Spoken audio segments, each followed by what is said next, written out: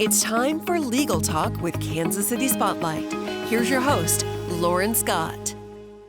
When it comes to Medicaid expansion, you might have a lot of questions, and you're not alone.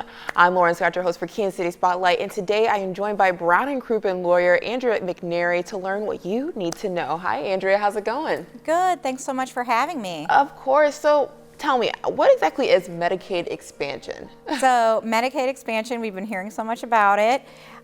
Basically what Medicaid expansion is it is supposed to cover families whose incomes are above what would qualify them for state Medicaid, but below what would qualify them for subsidies for the Affordable Care Act. So it's meant to kind of cover that gap to provide insurance for all Missouri families. What exactly has happened up to date with this? I don't know if you remember August 2020, this was a ballot initiative. It was overwhelmingly passed in Missouri, meaning Missourians voted for Medicaid expansion. Since then, it's gone up and down the court system. First, the Constitution, Missouri Constitution, requires that if there's a ballot initiative, that new money be appropriated to pay for that initiative.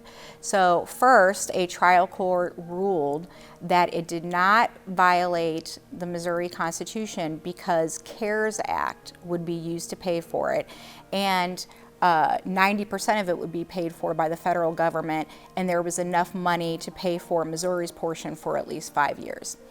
After the trial court ruled that Medicaid expansion was constitutional, another court ruled that it was unconstitutional based again on the ballot initiative requiring new money to be appropriated.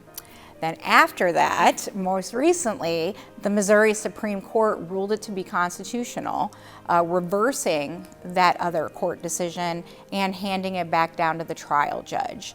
So more court happenings in the future, and we'll probably hear more about that in the near future. If this is something that you are passionate about, if this is something you voted for, call your lawmakers, make your wishes known.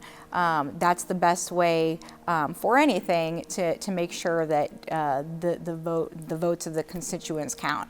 All right, so if people want to learn more or get in touch with you, how can they do that? Andrea M. at getbc.com or through the website, brownandcrouppen.com. All right, thank you so much, Andrea. Thank you. This Kansas City Spotlight has been paid for by Brown & Crouppen. For more information, visit brownandcrouppen.com.